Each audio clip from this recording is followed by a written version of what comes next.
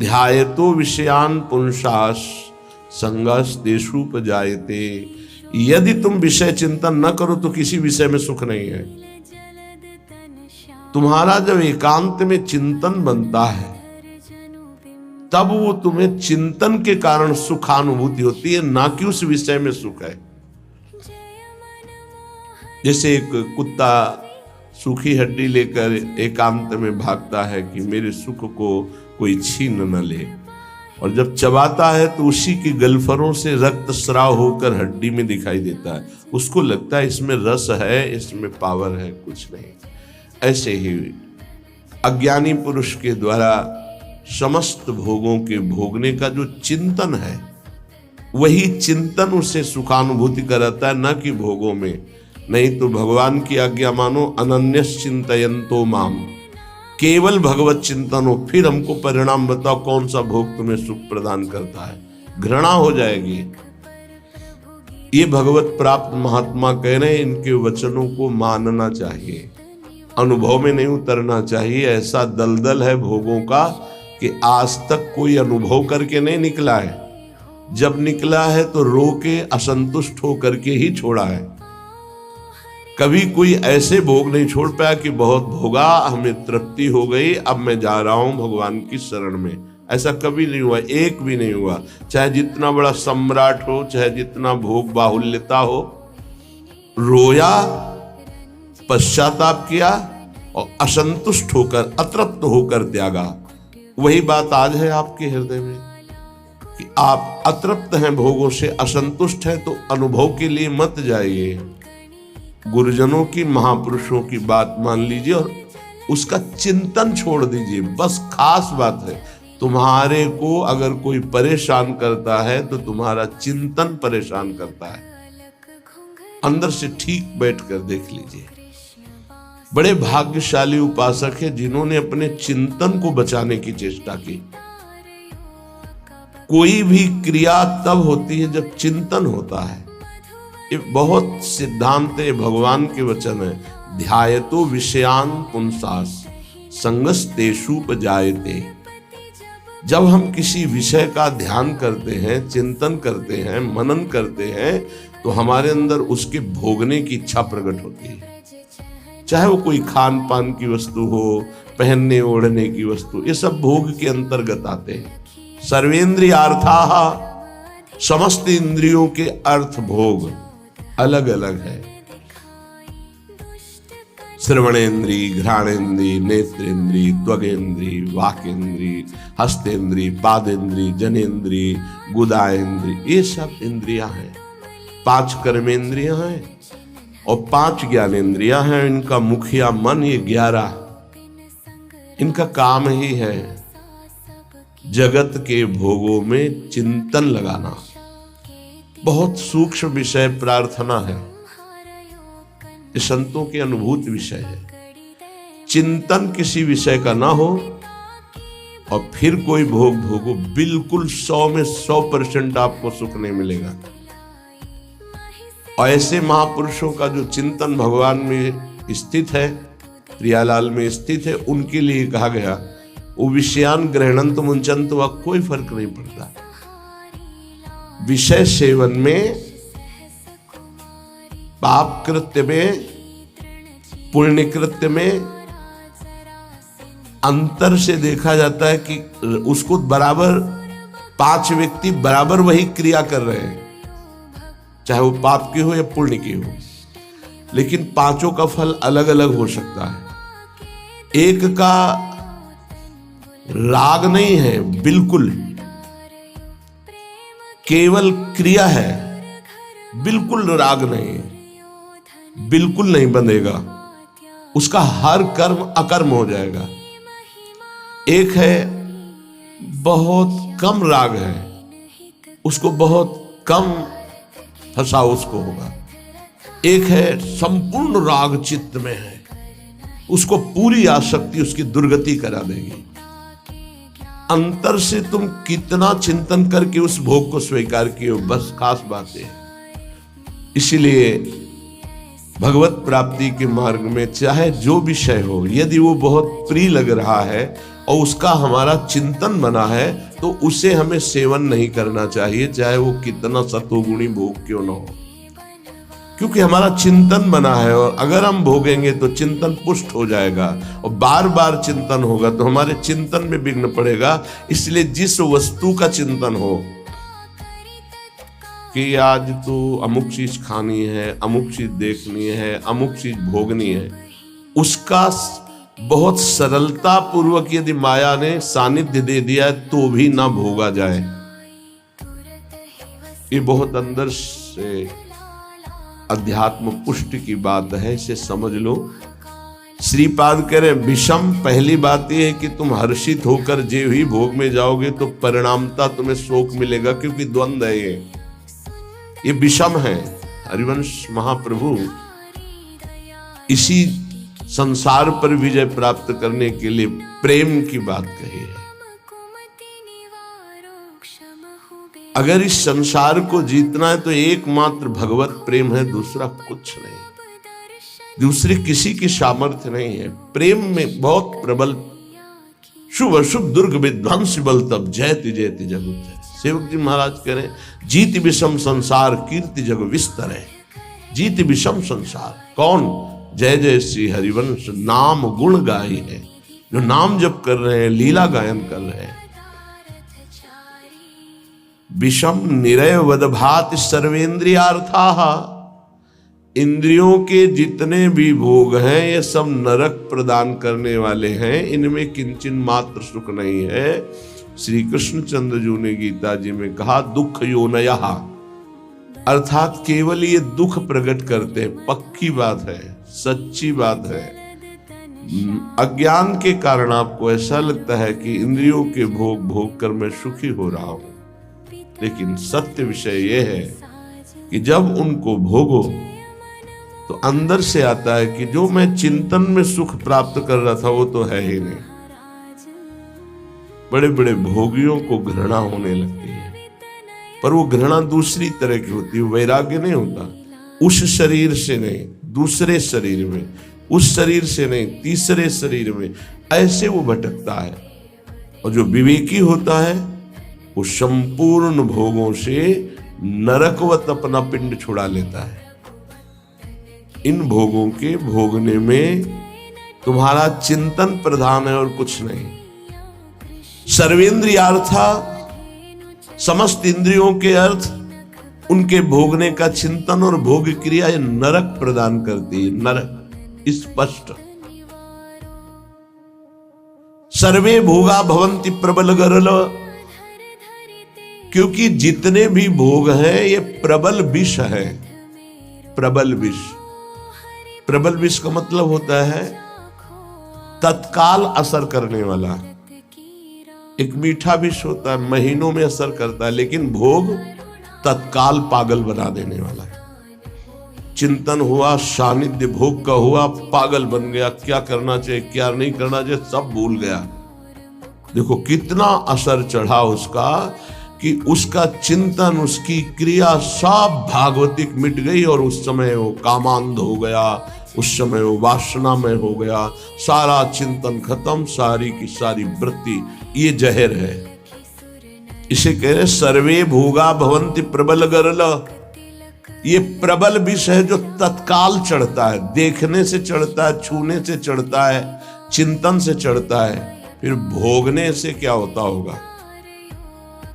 ये ऐसा प्रबल गरल है, विष है कि एक विष तो खाने से ही केवल एक शरीर में चढ़ेगा, एक जन्म नष्ट करेगा।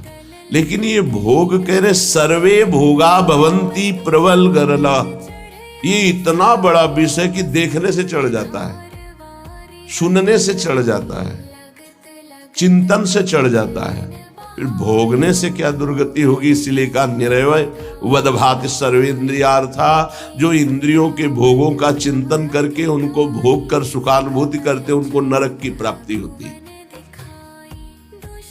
भगवान ने भी कहा त्रिविधम नरकस्येदम द्वारम नाशन मात्मनः कामः क्रोधा तथा लोभा तस्मादेव प्रेम त्यजेत। ये तीनों नरक के द्वार हैं, काम क्रोध लोभ, ये निश्चित नरक प्रदान करते हैं। वन्युद्भट ज्वाल कल्पाहा, और ये भोग क्या करते हैं, हृदय को जलाते हैं, अग्नि जैसे जला करके त्वगेंद्री को, शरीर को कष्ट देती है। लेकिन ये कारण शरीर तक प्रभाव डालते भोग, स्वभाव, अंतःकरण, इंद्रियां और स्थूल शरीर भी। इस तीनों शरीरों पर विष का प्रभाव पड़े, ऐसा विष की रचना आज तक नहीं हुई प्रकृति में। प्राकृतिक विष केवल स्थूल शरीर पर प्रभाव डालता है, इस पर। लेकिन ये सर्वे भोगा भवन्ति प्रबल गरलः, ये स्थूल शरीर पर भी प्रभाव डालते हैं, सूक्ष्म शरीर को वशीभूत कर लेते हैं और स्वभाव को बिगाड़ देते हैं। देहाभिमानी पुरुष जब इंद्रियों के द्वारा विषयों का चिंतन करके भोग करता है तो उसके तीनों शरीर बर्बाद हो जाते हैं, तीनों शरीर उसके गंदे हो जाते हैं। ये इसीलिए जो विज्ञजन है वो कह रहे हैं कि इससे बड़ा कोई जहर ही नहीं है। सर्वे भोगा भवन्ति प्रबल गरला वन्युद्भट ज्वाल कल्पाहा, हृदय जलाता है, भोगने पर भी जलन, भोगने के बाद भी पश्चाताप की जलन, पश्चाताप की जलन। और वो पश्चाताप टिकाऊ नहीं होता है, 1 घंटे 2 घंटे जलन हुई, तीसरे घंटे फिर उसी भोग की चिंतन वृत्ति, फिर वही भोग की क्रिया। बड़ी दुर्गति है संसारिक जीव की, बड़ी दुर्गति। ऊपर से चिकना चुपड़ा शांत नजर आ रहा है, अंदर देखो इसमें लिखा है वन्युद्भट ज्वाल कल्पाहा, कामाग्नि क्रोधाग्नि लोभाग्नि, उससे जल रहा है वो। कीट प्रायाः समस्त प्रवर सुरगणाः सिद्ध्यश्चेन्द्र जाल, कह रहे कि बड़े महापुरुष हैं, इसलिए कह रहे हैं कि इन कीड़ों में और देवताओं में कोई फर्क नहीं है। क्यों? प्रारब्धानुसार कीड़ा भी अपने भोग को भोग रहा है, देवता भी भोग को भोग रहे हैं। देवता कोई नवीन कर्म करके भजन थोड़ी कर रहे हैं, अपने पूर्व पुण्यों को भोग रहे हैं। तो कीट प्रायः समस्त प्रवर सुरगणाः, ये प्रवर माने होता श्रेष्ठ, श्रेष्ठ जो देवता लोग हैं हमारी दृष्टि में कीड़े से ज्यादा नहीं है। क्यों? क्योंकि जैसे कीड़ा अपना प्रारब्ध भोग रहा है, ऐसे देवता अपने प्रारब्ध भोग रहे हैं। शुभ कुछ नहीं है उनके पास, नवीन कर्म नहीं, जितना रुपया जमा उसका भोग कर रहे हैं। जैसे बढ़िया होटल है, हर व्यवस्था है, आपका पेमेंट है तो आप भोगिए हर भोग। जिस दिन पेमेंट खत्म हुआ धक्का मार के बाहर कर दिए जाओगे। ऐसे ही स्वर्ग से धक्का मार के गिरा दिया जाता है। उसके गले में एक माला पड़ी होती है, वो माला नित्य नवीन सुगंधित रहती है जब तक उसको स्वर्ग में रहना है। और जहां माला कुम्हलाई तो पता चला कि पुण्य नष्ट हो गया। अब उसको भारी वियोग, उसका विमान छिन जाएगा, उसका महल छिन जाएगा, उसको अप्सरा जो मिली थी वो सब भोग सामग्री एक क्षण में हटा के, देव शरीर से हटा के भ्रष्ट कर दिया गया। फिर मृत्यु लोक में क्या बनेगा कि कीड़ा पतिंगा क्या बनेगा वो भगवान जाने। इसीलिए कह रहे मेरी दृष्टि में कीड़े से और देवता से समानता जब करते हैं तो बराबर नजर आता है। वो अपने प्रारब्ध का भोग भोग रहा है, अपने प्रारब्ध का। तो बोले मनुष्य का उदाहरण क्यों? मनुष्य श्रेष्ठ है देवताओं से। क्यों? क्योंकि वो राधा राधा कृष्ण कृष्ण जप करके वो भगवत प्राप्ति कर सकता है, देवता नहीं कर सकते। कीट प्रायाः समस्त प्रवर सुरगणाः सिद्ध्यश्चेन्द्र जाल। अब कह रहे ये जो अष्ट सिद्धियां और भी 28 सिद्धियां और भी अन्य छोटी सिद्धियां, बोले ये इंद्रजाल है, कोई भगवदानंद नहीं है। इंद्रजाल माने होता है जो है नहीं पर दिखाया जा रहा है, माया का, जादू का एक नया तमाशा। सिद्धियां क्या है? माया का एक नया तमाशा। अगर उनको और क्या तमाशा, यही है अभी यहां है और इसी समय कहीं और है। जब दोनों अरे बड़े तो सिद्ध पुरुष है, अभी तो यहाँ हमारे सामने, तो बोले ठीक इसी समय हमारे पास भी थे, बोले बड़े सिद्ध पुरुष हैं। ये क्या है? कोई खास बात थोड़ी है। अष्ट सिद्धियां सिद्ध्यश्चेन्द्र जाल, ये इंद्रजाल माया जादू का तमाशा है। यह है प्रेम की प्राप्ति के लिए जो हमें विकलता चाहिए, वो यहां कहीं नहीं टिकना। प्रायः संस्वाद्य वृंदावन रसिक रसम माद्यते मेद्य हृदयम। जिनको वृंदावन प्रेम रस की प्राप्ति की चाह है, वो इतने में किसी में भी न टिके, किसी को भी स्वीकार न करे, नहीं प्रेम रस नहीं मिलेगा। इसीलिए आप देखें हमारे वृंदावन ब्रज धाम या कहीं भी जो भगवत प्रेमी सिद्ध महापुरुष है, आपको कोई जादू तमाशा कोई ऐसी बात नहीं मिलेगी। सीधे सरल स्वभाव, नमन कुटिलाई। तो यहाँ की सिद्धि क्या है? यहाँ के सिद्धों को क्या प्राप्त होता है? रुदु सुस्वरम राजन कृष्ण दर्शन लाल से। पर रोना यहाँ की सिद्धि है। जिस पर तुम हो रीझते क्या देते यदुवीर, रोना सिसकना तड़पना आहों की जागीर, ये यहाँ के सिद्धों की परिपाटी है। एकांत में बैठे हुए चिल्ला चिल्ला के रो रहे प्रभु से, हा कृष्ण, हा कमल लोचन, हा प्रियाजू, हा स्वामी। ये यहाँ की सिद्धि है। तो ये किसको मिलती है? बोले जो मोक्ष को कड़ुआ मान करके, जो समस्त इंद्रियों के भोगों को नरक मान करके, जो समस्त भोगों को महाविष जान करके, क्योंकि ये जलाने वाले हैं, और समस्त देवताओं को भी कीड़े से भी ज्यादा भाव न रखना। कीड़ा अपना प्रारब्ध भोग रहा है, वो अपना प्रारब्ध भोग रहा है, और इंद्रियां हैं तो जादू का तमाशा है। गोस्वामी तुलसीदास जी ने भी लिखा है, रिद्धि सिद्धि पेरे बहु भाई, बुद्धि लोभ दिखावे आई, होए बुद्धि जो परम सयानी, तिन तन चितई ना नहित जानी।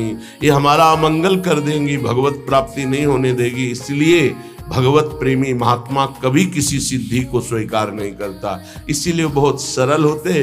अब फिर उनमें कोई चमत्कार नहीं दिखाई देता। क्या चमत्कार? बाहरी, क्योंकि वो इंद्रजाल स्वीकार नहीं किए। उनका चमत्कार होता है उनके समीप एक बार जो आ गया और उन पर भाव कर लिया, तो उसका जीवन परिवर्तित हो गया, वो भक्त बन गया, भगवान का नाम जापक बन गया, अच्छे आचरण वाला बन गया, मनुष्य जीवन का उसको लाभ मिल गया। ये चमत्कार होता है। तो श्रीपाद कह रहे हैं, श्री वृंदावन का जो महारसास्वादन मतवाला कर देने वाला, मोक्ष सुख को भी थुत्कीकृत करने वाला प्रेम है, उसकी प्राप्ति के लिए यदि आप चल रहे हो तो स्त्री मात्रे मात्र बुद्धि, बहुत ध्यान से सुनिए। गृहस्थ हैं तो जिनके साथ पाणी ग्रहण संस्कार किया है, उनके अलावा आपका किसी के प्रति भी काम भाव वाली वृत्ति का संबंध नहीं होना चाहिए, नहीं बड़ी दुर्गति होती है। चाहे वो स्त्री शरीर हो चाहे पुरुष शरीर हो, यदि अपनी मर्यादा से अलग, ये देखो धर्म शास्त्र हैं, इनका एक कानून है।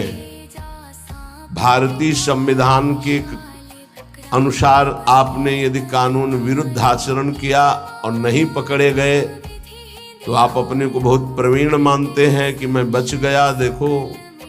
लेकिन तुम भारतीय संविधान के प्रगट में दंड ना मिलने पर ऐसा न समझ लेना कि दंड मुक्त हो गए। एक है भागवतिक संविधान, जिसमें किसी की गवाही, किसी की साक्षी की या किसी की रिपोर्ट की जरूरत नहीं, तुम्हारा कर्म ही तुम्हें दंड दे देगा जो तुमने कर्म किया है।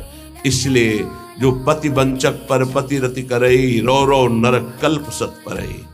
जो स्त्री अपने पति की वंचना करके दूसरे पुरुषों के साथ सहवास करती है, बहुत समय तक वो रो रो नरक को प्राप्त होती। ऐसे जो पुरुष पाणी ग्रहण करके अपनी पत्नी को धोखा देकर दूसरी स्त्री के साथ सहवास करता है, ऐसी उसकी दुर्गति होती है। और जो भगवत मार्ग में चलने वाले उपासक हैं, चाहे गृहस्थ हो चाहे विरक्त, समस्त संसार की जितनी भी स्त्री शरीरधारी हैं, उन सब के प्रति पूज्य बुद्धि, भगवत बुद्धि, दैवी बुद्धि, मातृ बुद्धि, ऐसा कहा गया है। जिनसे पाणी ग्रहण किया उनकी बात अलग, गृहस्थी में बका सबके प्रति भगवत बुद्धि, सबके प्रति। ऐसे विरक्त भाव में गोस्वामी जी इसी की टीका करते हैं। स्त्री मात्रे मात्र बुद्धि के लिए जननी सम जानहि पर नारी, धन पराए विषते विष भारी, जिन्हीं राम तुम प्राण प्यारे, तिनके मन शुभ सदन तुम्हारे। जो आपको प्राणों से भी अधिक प्यार करते हैं, उनका मन आपका निरंतर निवास स्थान है। हे रघुनाथ जी वाल्मीकि, जो सदैव माताओं बहनों की तरफ दृष्टि केवल पूज्य बुद्धि से जाती है। ये जननी है, हम इन्हीं से पैदा हुए हैं। इन्हीं माताओं के गर्भ में बड़े बड़े महात्मा, बड़े बड़े राष्ट्र भक्त प्रकट हुए। ये दैवी शक्ति है। इनका जो अपमान करता है, निरादर करता है, नष्ट हो जाता है। बड़े बड़े अपराध रावण ने किए लेकिन नष्ट नहीं हुआ। लेकिन जब दैवी शक्ति का अपमान किया तो भस्म हो गई सोने की लंका, और रहा न को कुल रोवनिहारा। बड़ी उद्दंडता करता था दुर्योधन, लेकिन बड़े बड़े महात्माओं की कृपा बनी रही उसके ऊपर। और जब उसने देवी का अपमान किया, सभा में निर्वस्त्र करने का आदेश, उसी समय सारे सुकृत नष्ट हो गए और हर महात्मा की कृपा हट गई और नष्ट, पूरा कुल का कुल नष्ट हो गया। जिनके घरों में माताओं बहनों को सताया जाता है, कष्ट दिया जाता है, वो कभी श्री संपन्न घर नहीं हो सकते। और जो माताएं बहनें धर्म भ्रष्ट आचरण करती हैं, वो कभी सुखी नहीं रह सकती, दुर्गति को प्राप्त होगी। ये धर्म है। ये हमारा देश धर्म प्रधान देश है। बहुत महिमा इस भारत देश की गाई गई है, क्योंकि इसमें धर्म प्रधान क्षेत्र, अलग अलग भगवान ने क्षेत्र, जैसे स्वर्ग है वो भोग भूमि है, नरक है वो पाप भोग भूमि है, मृत्युलोक है, मृत्युलोक में भारत भूमि भगवत प्राप्ति का परम धर्म स्थल है। जैसे गंगा यमुना सरस्वती का समागम तीर्थराज प्रयाग एक स्थान है अपना, उसका महत्व है। ऐसे पूरे विश्व में भारत का महत्व है। यहां भगवत प्राप्ति रूपी महान धर्म की स्थापना भगवान ने की है। ये वो भूमि है। इस भूमि में वास करने वाले के ऊपर भागवतिक शासन है, धर्म शास्त्र का। आप यहां परस्पर व्यभिचार नहीं कर सकते। जो हमारे शास्त्र मर्यादा है उसके विरुद्ध आचरण नहीं। स्त्री मात्रे मात्र बुद्धि आदेश कर रहे हैं। संपूर्ण स्त्रियों में मातृ बुद्धि।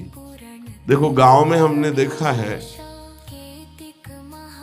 छोटी छोटी जो बालिकाएं 10-11 ऐसे, तो सब उनके चरण छूने की भावना, घर के जन भी छू, अरे तू तो कन्या है, देवी है।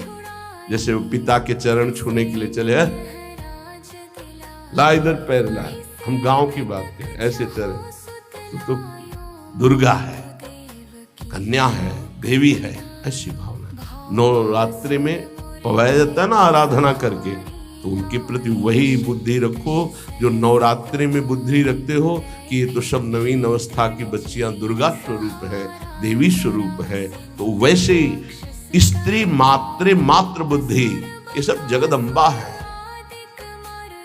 हमारी श्री जी की निज सखियां हैं। इनके चरणों में वंदना करे तो प्रिया जो से प्रेम हो जाएगा, और इनके प्रति दोष भाव करे तो नरक की प्राप्ति होगी। ऐसे ही स्त्री शरीर को चाहे पुरुष शरीर के प्रति भगवत भाव रखना। गोस्वामी तुलसीदास जी ने लिखा है, मध्यम परपति देखे कैसे, भ्राता पिता पुत्र निज जैसे। अपने बराबर का देखा तो जैसे हमारा भाई हो तो कैसा हमारा भाव रहेगा, छोटा देखा तो पुत्र हो तो कैसा भाव रहेगा, और पिता के समान जो वयोवृद्ध बड़े हैं उनके प्रति पूज्य भाव रहता है। तो माता बहनें कैसे पुरुष को देखती हैं, भ्राता पिता पुत्र निज जैसे।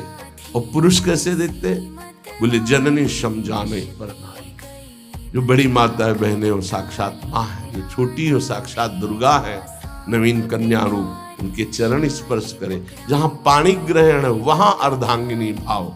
स्त्री मात्रे मात्र बुद्धि, समस्त चराचर जगत की ये प्रेम प्राप्ति के लिए आदेश दे रहे श्रीपाद। स्थिर चर निखिल प्राणी प्राणीश उपास्य बुद्धि। चाहे जड़ हो चाहे चैतन्य हो, उसमें गौर से देखो। राधा वल्लभ लाल जी की भावना करते हुए तो राधा वल्लभ लाल जी दिखा देंगे, कह रहे स्थिर चर निखिल प्राण उपास्य बुद्धि। ये क्रूरापि पापिनो न च सताम संभाष्य दृश्याश्च ये सर्वान वस्तुतया निरीक्ष परम स्वाराध्य बुद्धिर्मम। मेरे आराध्य देव चर चर में विराजमान है। बाह्या से सार्थ लाभेश्वपि, कह रहे कि सांसारिक जितने भी लाभ हैं ये सब धोखे के हैं। समझना है, केवल समझना है, कर्तव्य पालन करना है, पर यह समझना है कि ये कोई लाभ नहीं है, धोखे का लाभ है। 1 अरब रुपया बैंक में जमा है आपके पास, बढ़िया मकान बना है, पूरे जीवन भर मेहनत की, खूब छल कपट जैसे भी बना, सब व्यवस्था कर ली। अब मरने का समय आ रहा है। अब वो कब आएगा ये तो पता नहीं, किसी का कभी भी आ सकता है, जवानी में आ सकता है, बुढ़ापे में आ सकता है, बाल्यावस्था में। यहां जो कह रहे हैं कि बाह्या से सार्थ लाभेश्वपि, जितने भी सांसारिक लाभ है वो सब बेकार हैं, बाय हैं। कैसे बेकार हैं? हमारे तो इतने बैंक में जमा है, इतने मित्र हैं, इतनी फैक्ट्री, ये ठीक है। फाइनल में आओ, अब आपका शरीर छूटने वाला है। अब आपके पास क्या जाएगा? हुआ ना सब बेकार। तो क्या करें? ना कुछ करें? नहीं, अपने कर्तव्य का पालन करो धर्म पूर्वक। धर्म पूर्वक किया हुआ कर्तव्य तुम्हारी रक्षा करेगा, तुमसे पापाचरण नहीं होने पाएंगे, तुम्हें बचा लेगा। और नाम जप करोगे ये धन तुम्हारे साथ जाएगा। हृदय मुखम लानि क्रुद्धानि बुद्धि, कभी भी इन भोगों की हानि हो जाने पर मुख म्लान करके उदास निराश मत हो, क्योंकि ये कोई लाभ नहीं था जिसे तुम हानि मान रहे हो कि वो वस्तु नष्ट हो गई, धन नष्ट हो गया, हमें तो सबने छोड़ दिया, हमारा तो उपहास करते। कुछ नहीं, ये लाभ ही नहीं था। यदि नाम जप कर रहे हो तो भगवान तुम्हारे हैं, तो तुम्हें शोक कैसे आ सकता है?